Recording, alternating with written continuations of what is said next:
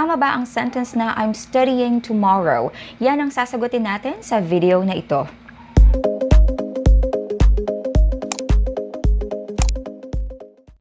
Hi, welcome to a new video. My name is Myra Cagete.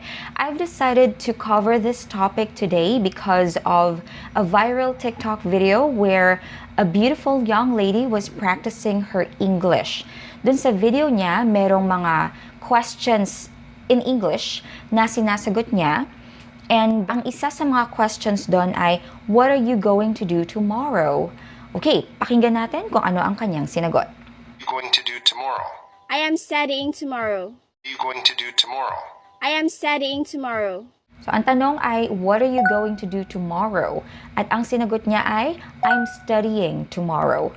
Ngayon, dun sa comment section, maraming nagsabi or nag-correct sa kanya at ang sabi nila, mali daw yung sagot niya. Instead of, I am studying tomorrow, dapat daw ay, I will study tomorrow. Many English learners think that when we talk about the future or when we talk about future actions, then we should use will. So automatically, ang naisip natin kapag ang pinag-usapan ay yung future or yung hinaharap or yung mga bagay na mangyayari sa hinaharap, then we should use will. Kaya nga siguro maraming nag-comment doon sa kanyang video na mali daw yung kanyang sagot, mali daw yung verb tense na kanyang ginamit, at ang dapat daw niyang gamitin ay will study. I will study tomorrow. Although it is not wrong to say I will study tomorrow, yung sagot niya na I'm studying tomorrow ay hindi rin naman mali. Sa mga hindi pa nakakaalam, yung sagot niya or yung sentence niya na I am studying tomorrow is not wrong. It is grammatical, actually. Sa kanyang sentence, ginamit niya yung present continuous tense. Okay? Yung present continuous tense ay tinatawag rin na present progressive tense. So sa ibang libro, tinatawag siyang present continuous tense. Sa ibang libro naman or sa ibang references, ang tawag dyan ay present progressive tense. Pero magkapareho lang sila. Okay? In my case, masanay akong tawagin yan na present continuous tense. So, sa video na ito, ang gagamitin ko na lang na term ay yung present continuous tense. Okay, let's have a quick review of the common usage of the present continuous tense. At mag-umpisa tayo dun sa kung paano buuin, paano i-form ang present continuous tense. It is formed using am, or is, or are, plus the ing form of your verb. Kapag ang subject ninyo ay I, then you have to use am. Kapag ang subject niyo naman ay he, she, or it, then you have to use is. Kapag ang subject niyo naman ay they, we, or you, then you have to use are. O kaya naman, kapag ang subject ninyo ay isang singular noun, then you have to use is. Kapag plural noun naman ang inyong subject sa inyong sentence, then you have to use are. The child is. The children are. Kapag nasa negative form naman ang inyong sentence, all you have to do is to put not after ng am, is, at saka are. I am not. She, he, it is not.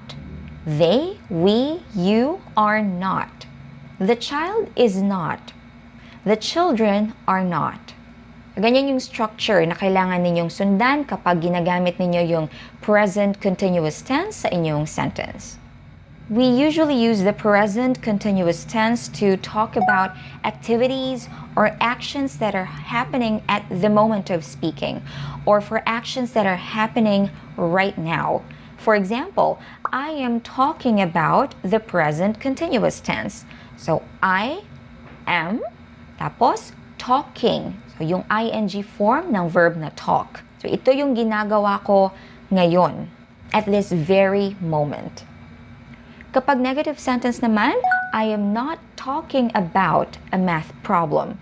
So, I am not talking. So, yung ing form ng verb na talk. Palagay ko halos lahat tayo ay alam na kung paano gamitin ang present continuous tense sa ganyang paraan. So, ginagamit nga natin yung present continuous tense when we are talking about things or actions that are happening at the very moment of speaking, or things that are happening right now. We can also use the present continuous tense to say that we are in the process of doing something that is temporary. So yung mga bagay or actions that are temporary that we are in the process of doing. Hindi siya nangyayari sa mga oras na to, as in right now, but we are in the process of doing it. So for actions that are happening around now, but not exactly right now, we can use the present continuous tense. For example, I'm reading a novel by Nick Joaquin. Hindi ko siya binabasa right now, kasi nga, tinuturuan ko kayo kung paano gamitin ang present continuous tense. So, hindi ko siya ginagawa right at the moment of speaking, pero ako ay nasa proseso ng pagbabasa. Pwede ko siyang basahin mamayang gabi, or bukas, basta binabasa ko siya, okay? I am reading this novel by Nick Joaquin. I'm watching a series on Netflix. So, hindi ko siya ginagawa ngayon, kasi nga tinuturuan ko kayo, but I'm in the process of watching it on Netflix. We can also use the present continuous tense to talk about future plans or arrangements. We have to make sure, though, that we use a time expression for talking about the future.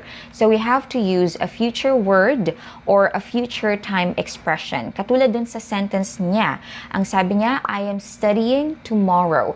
Since she used tomorrow, yung word na tomorrow, which is a future time expression, then her sentence is grammatical. It's correct.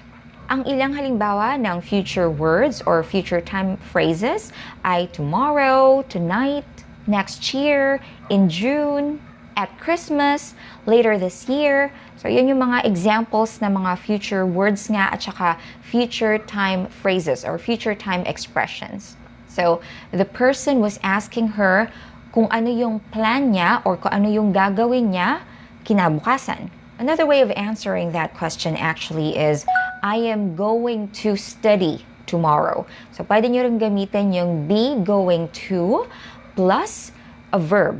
Yun nga, I am going to study tomorrow. So, yung be dyan, yung is, yung are, at saka yung am. Yung be going to plus a verb in its base form is also used when we talk about plans or actions or decisions that are made even before the moment of speaking. Ito ay pwede natin gamitin para sabihin kung ano yung mga bagay na gagawin natin, yung planado na natin gawin kahit bago pa man tayo tanungin kung ano man yung gagawin natin sa future.